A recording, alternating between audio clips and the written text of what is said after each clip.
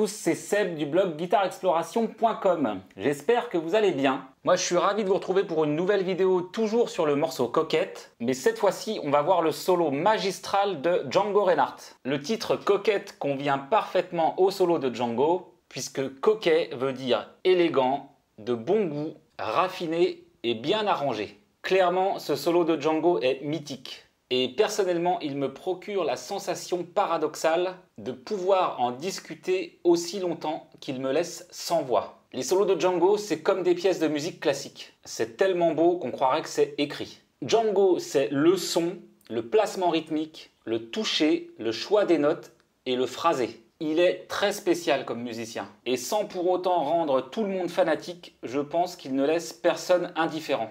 Cette version de Coquette a été enregistrée en janvier 1946. Il a 36 ans et ça paraît super jeune car quand tu l'écoutes, t'as l'impression que le mec fait de la musique depuis au moins 500 ans.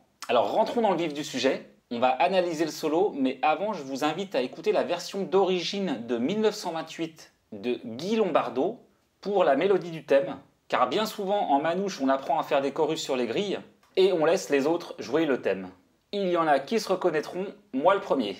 Je précise qu'au début de la vidéo, j'ai utilisé le play-along de Martin Johanny de la chaîne Guitare Improvisation. Vous trouverez le lien dans la description. Le tempo est un peu moins élevé que la version de Django, du coup c'est un peu plus facile pour jouer le solo. Allez, générique!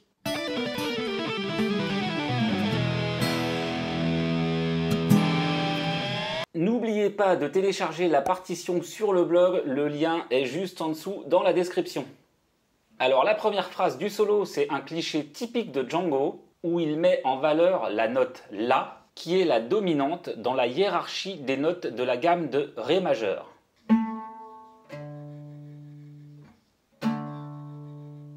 Donc c'est une note qui est très consonante et qui a beaucoup de poids. Et c'est pas pour rien qu'en métal on utilise cet intervalle tout le temps. Il la joue sur 3 octaves.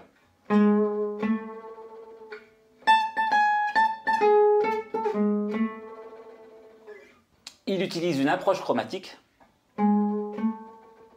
Et ce que je trouve intéressant, c'est qu'il garde cette note sur l'accord de Mi mineur, où la quinte devient la quarte de l'accord. Ça fait ça, si je garde la note dans l'aigu. Là on est sur Ré. Là on passe sur Mi mineur.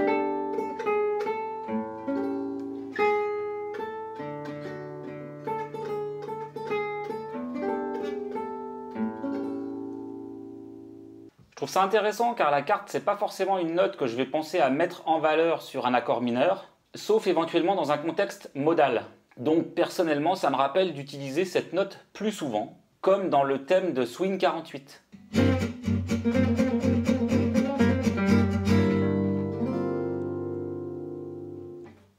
Mais en plus la petite appoggiature devient une tierce majeure quand on est sur l'accord mineur. Le sol dièse, c'est la tierce majeure. Mais ça ne choque pas du tout, puisqu'en fait, elle résout tout de suite sur la quarte. Concernant l'approche chromatique de la quinte, je voudrais revenir dessus car c'est très intéressant. Elle est approchée par la quarte augmentée, qui est une note qui ne fait pas partie de la gamme de Ré majeur, et pourtant, elle met vraiment en valeur l'arrivée sur la quinte. Quand on entend ça, sur Ré, on a envie d'entendre ça. Elle prépare en quelque sorte la note d'arrivée et ça sonne super. On peut d'ailleurs utiliser ce procédé sur des accords de septième, en abordant la fondamentale avec la septième majeure, qui est dissonante avec la septième mineure. Sur Mi par exemple, là on a un accord de septième, fondamentale, septième mineure, on peut utiliser la septième majeure même si ça frotte avec la septième mineure. Dans le flow mélodique, ça passe super.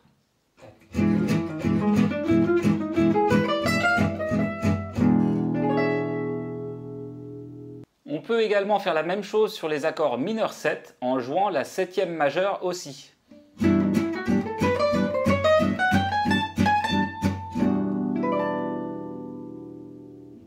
Dans ce plan, j'utilise aussi la petite appoggiature sur la tierce majeure.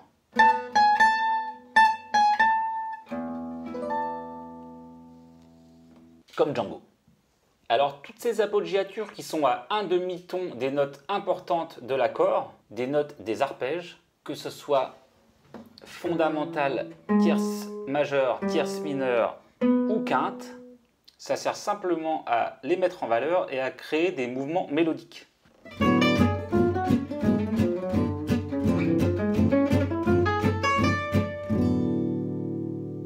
Ensuite, sur le La7, on a un plan typique de Django qui a visuellement une forme un peu carrée ou rectangulaire proche de la gamme de mi mineur pentatonique.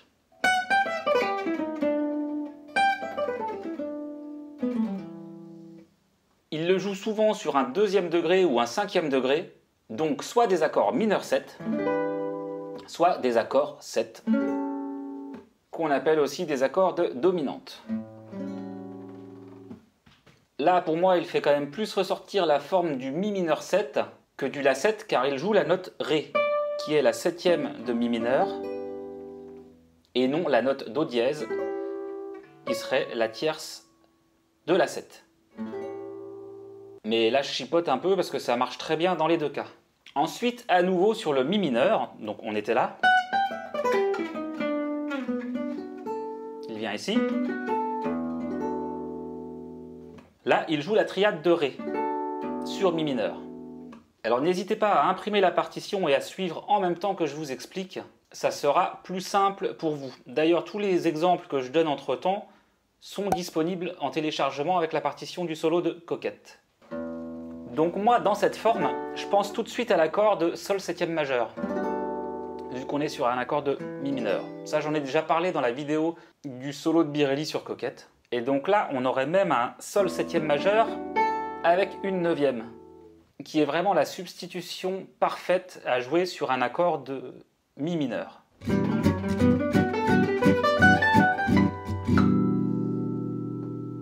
Par exemple, le guitariste Rocky Gresset joue très souvent cette substitution. C'est pas le seul, Birelli le fait aussi. Et tous les guitaristes qui ont un niveau avancé maîtrisent cette technique. Donc vous savez ce qu'il vous reste à faire. En plus, c'est très pratique car quand tu as un plan sur un accord majeur, tu vas pouvoir le transposer et le jouer sur un accord mineur. Je te donne un exemple. Si je joue ça sur Ré majeur, eh bien je peux transposer exactement le même plan sur Mi mineur, mais au lieu de jouer Ré majeur, je joue Sol majeur.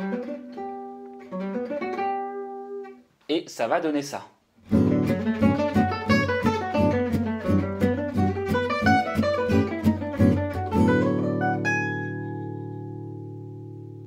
Et si c'était pas logique, on pourrait presque trouver ça magique. Donc on était là. Et ensuite il va jouer ça. Et on va s'attarder sur ces petites notes parce qu'elles sont juste sublimes. Et j'ai vraiment galéré avant de comprendre ce que Django joue là-dessus en fait. Et on retrouve exactement la même idée dans le thème de Django Tiger.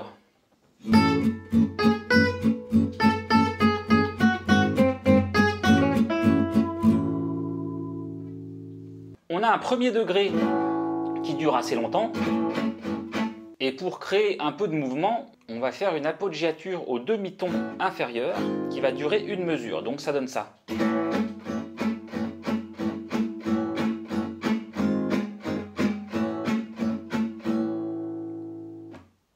Et Django en fait fait ressortir ces notes.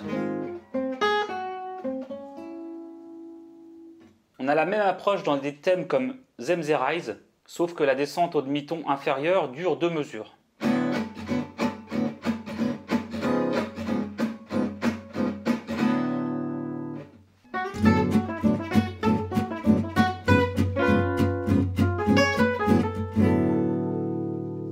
C'est un moyen de sortir de la tonalité en créant une tension, puis une résolution.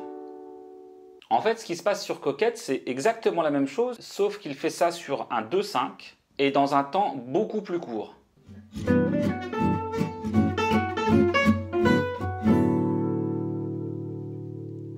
On retrouve la même chose dans des thèmes comme Grooving High. Je vais vous le jouer en Ré pour l'exemple, ce morceau étant à la base en Mi bémol. Mais dans ce cas, au lieu d'avoir un Ré bémol 7 avec une bémol 9, on va avoir un 2-5, ce qui va donner une sensation d'ouverture, mais c'est le même principe. Sans le 2-5, ça donnerait ça, directement sur le Ré bémol 7, et avec le 2-5, ça va donner ça. Avec la 9e juste.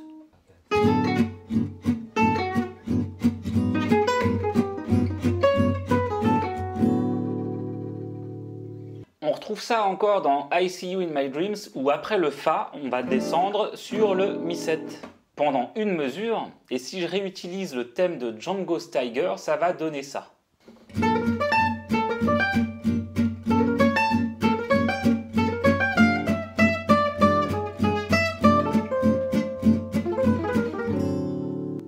On retrouve ça aussi dans There Will Never Be Another You, sur la fin du thème. Remarquez que ça ressemble beaucoup au début de I'll See You in My Dreams si je vous le joue en Fa.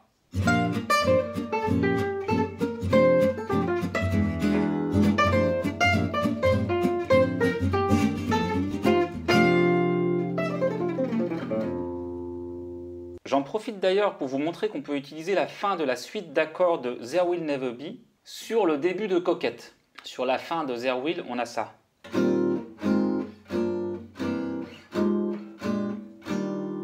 Et sur Coquette, en fait, on peut faire la même chose. Au lieu de faire...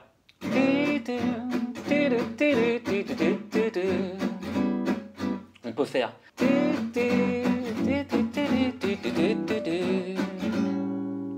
peut vraiment faire cette descente.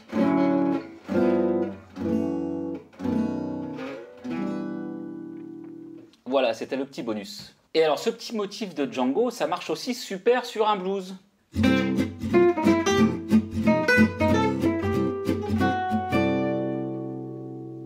Et enfin, on a cette idée sur les anatoles. Un anatole, c'est premier degré, 6e, 2e, 5e.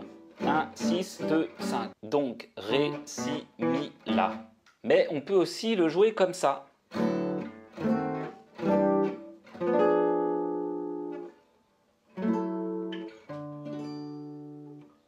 En fait, on utilise le Fa diminué comme accord de passage pour revenir sur le Fa dièse mineur, qui est exactement la même chose que Ré majeur. C'est une substitution diatonique, donc les accords sont interchangeables. En musique, ça donne ça.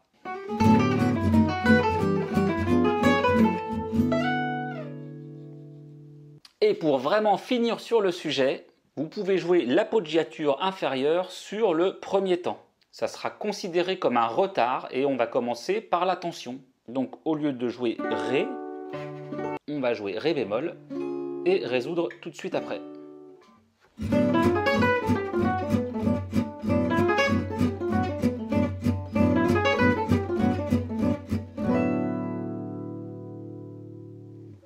On retrouve ça sur le morceau Misty.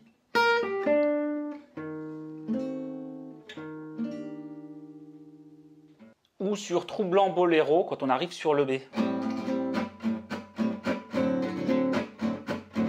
Au lieu de résoudre sur Sol, on passe par l'accord diminué avant de revenir sur Sol.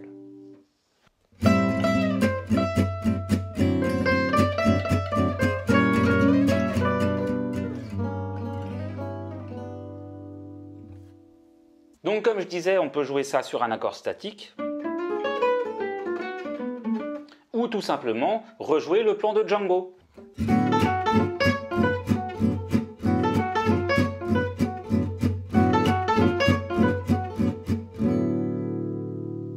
Si je dois résumer ce qui se passe, je dirais que c'est juste un moyen de sortir de la tonalité par demi-ton inférieur. Et c'est d'ailleurs une idée qui est largement reprise dans le jazz moderne pour jouer out. Moi, en tout cas, c'est comme ça que je le vois.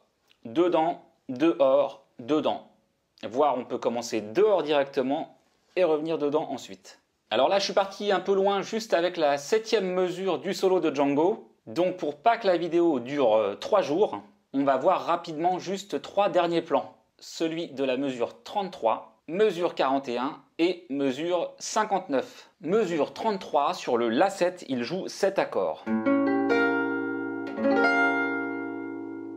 Qui contient la 9e bémol, et la 13e bémol. Accord à connaître absolument. Visuellement, il peut aussi nous faire penser à un mi bémol 7/9, qui est simplement la substitution tritonique du La. C'est juste la basse qui change. On verra la substitution tritonique en détail au fur et à mesure des vidéos. Substitution veut dire en gros que les accords sont interchangeables. Donc sur La, il joue ça. Et ensuite, il résout avec classe sur le Ré. C'est certainement mon plan préféré du solo d'ailleurs. Tellement je trouve ça magnifique.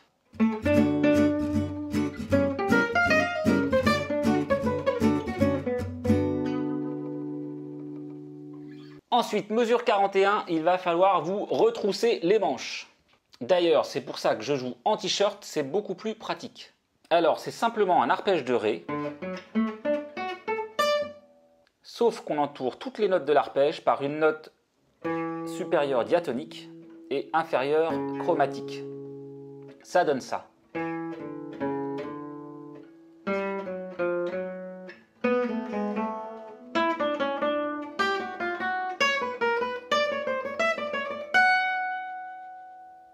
Sur la corde de Mi,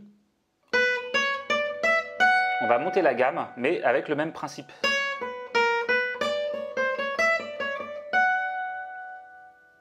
Ça sonne d'enfer et pour cause, c'est emprunté aux règles d'écriture classique.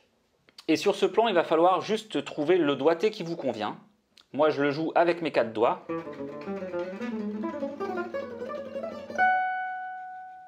Mais Django le jouait forcément à 2 doigts.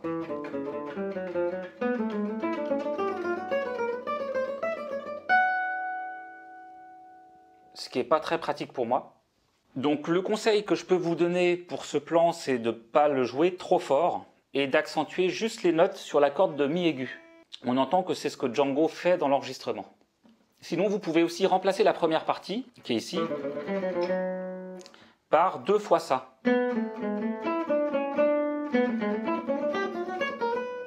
Ça vous évitera de faire le démanché. Donc ça donnerait ça.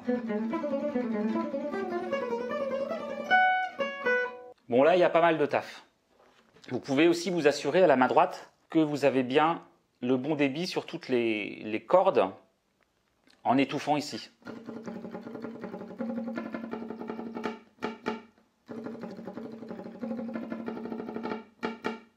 Enfin, pour finir, le plan de la mesure 59 est génial car il fait ressortir l'accord Ré diminué ou Fa diminué, qui est joué dans l'accompagnement sur le 2e temps de la 2e mesure.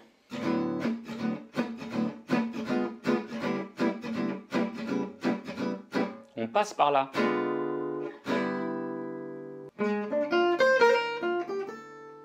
Donc on a cette position. Le plan, c'est celui-ci.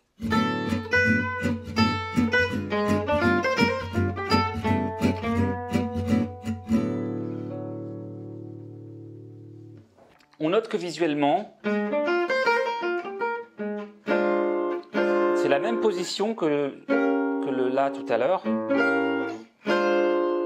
Et donc c'est proche du Si bémol 7/9 aussi. Voilà, donc ça c'est la grande classe à la Django Reinhardt. Et bien voilà les amis, c'est tout pour aujourd'hui. Ça fait beaucoup d'informations et si vous ne comprenez rien, c'est normal. Ça fait partie du processus. Mais vous verrez qu'au fur et à mesure, vous allez faire les liens et les connexions dans votre cerveau et sur votre guitare. Comme vous le savez, sur la chaîne, je vais partager tout ce que je sais pour que vous puissiez exploser votre jeu de guitare. Donc, vous êtes libre de vous abonner ou non en fonction de vos objectifs. Vous pouvez également mettre un pouce en l'air si vous appréciez le contenu de mes vidéos. Ça m'aidera tout simplement à être mieux référencé sur YouTube et accessoirement, ça fait plaisir. Il y a également le blog, la page et le groupe Facebook et Instagram. Tous les liens sont dans la description. Sur ce les amis, travaillez bien. N'oubliez pas que c'est la régularité qui paye. Et moi, je vous dis à bientôt dans une prochaine vidéo. Ciao!